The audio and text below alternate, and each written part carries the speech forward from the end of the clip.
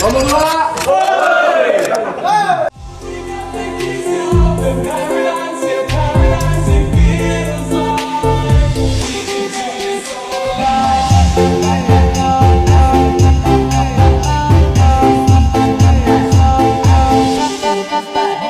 Ahli gizi dan ada dokter spesialis olahraga. Nah, di sini kita ada dokter spesialis olahraga ada 4. Terusnya dokter olahraga, dokter umum ada 2, perawat ada 8, terusnya fisioterapi ada 8, mesyur ada 14 ya. Jadi memang kita sport science nih gitu. Gerakan yang bisa dilakuin. Intinya sih kita mau nge-push dia nggak lama-lama diem. Kita mau nge-push dia setelah cedera tetap bisa balik gerak.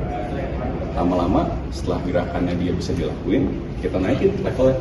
Jadi dia bisa lakuin gerakan caburnya lagi. Kira-kira berapa lama penyembuhannya dari cedera sampai dia treatment berapa lama itu? Berapa lamanya itu tergantung jaringan yang kena. Jaringan yang kenanya ini nih apa dulu? Jadi jaringan di badan itu tuh dia ada pembuluh darahnya dan di situ menentukan recovery-nya. Kalau semakin besar atau semakin banyak pembuluh darahnya di jaringan tersebut, recovery mah makin cepat. Tapi kalau pembuluh darahnya semakin sedikit, recovery-nya makin jarang, makin lama. Contoh.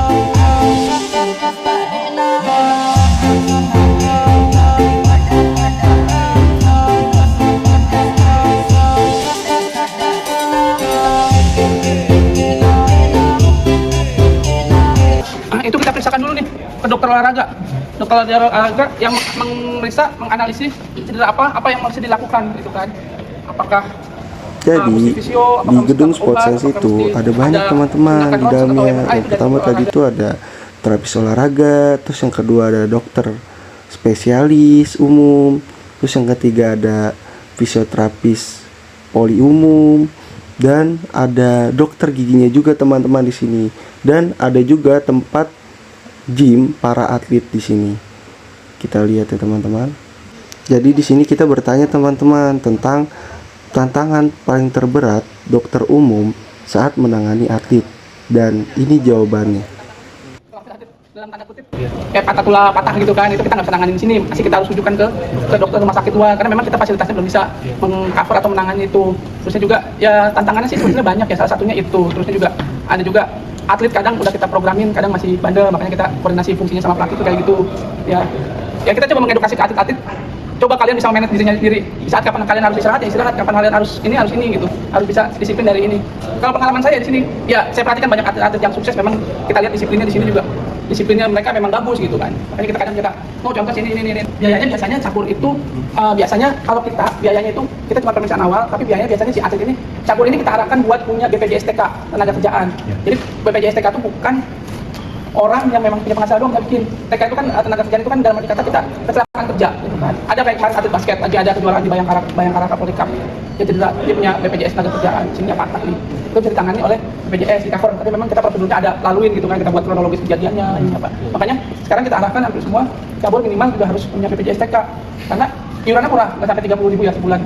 Manfaatnya kita kan nggak tahu nih BPJS TK kita lagi olahraga ataupun kita lagi latihan ataupun tanding ada kejadian-kejadian apa, itu bisa di-cover sama BPJS TK. Oh, dari PPOP-nya sendiri, paling kita bantu buat administrasinya, dalam arti kata, ya mereka buat BPJS TK, iurannya kan mereka, atlet kita ini kan dapat bahasanya uang saku ya, setiap atlet pelajaran dapat uang saku setiap bulannya gitu, ya mereka bisa memanajemen.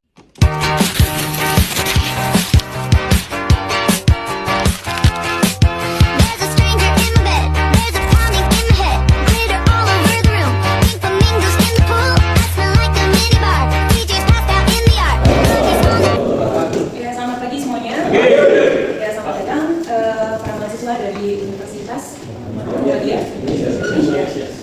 Selamat datang di Polipsikologi. Sekarang kamu ada di Polipsikologi. Mungkin sebelumnya ada poli yang lain?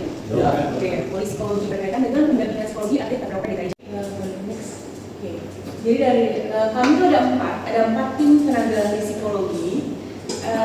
Ada tiga cewek dan 1 cowok. Kalau sekarang hari ini hadir ada Kak Mei, kemudian ada Bang Bimo yang di belakang, kemudian ada Kak Kemala, dan saya sendiri Kak Sasha.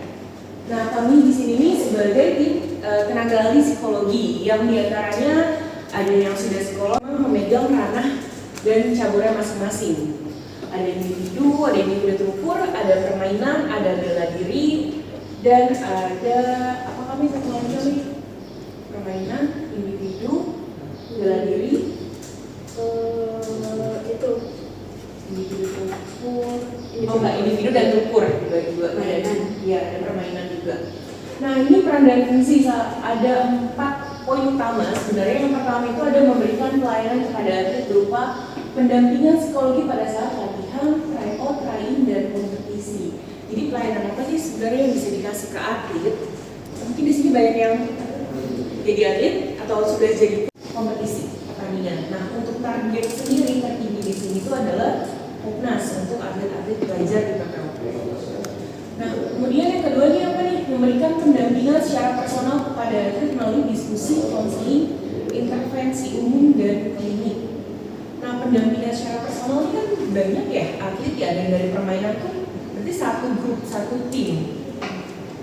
Kemudian ada kita fokus ke level 1 dulu basicnya.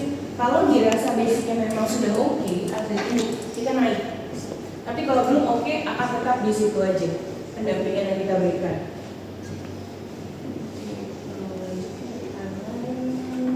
Physioterapi mental. Nah ini physioterapi mental ini ada di persiapan khusus nih, udah mau menjelang kompetisi. Kira-kira dari cabur ini, cabang olahraga ini butuhnya apa sih sebenarnya? Karena kita nggak. Apa yang harus dilakukan sama atlet tersebut? Langsung saya jawab ya. Oke, terima kasih pertanyaannya. Cemas itu sebenarnya suatu keadaan yang wajar, suatu situasi kondisi atlet yang wajar. Atlet kalau mau tanding nggak cemas malah bingung nggak sih? Kok ini anak nggak ada cemasnya? Jadi kalau di sini atlet ini kan cemas di hari H ya. Nah,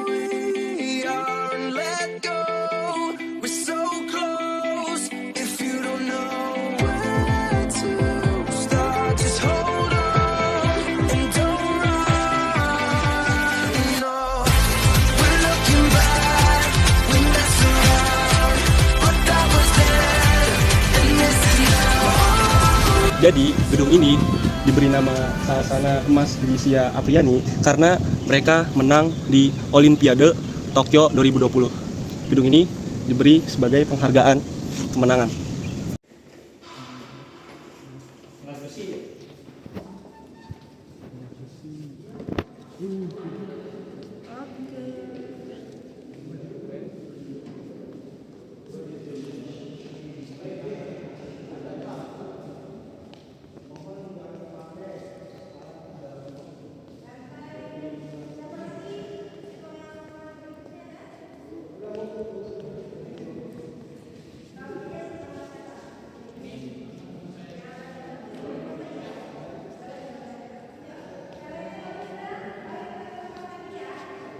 PJKM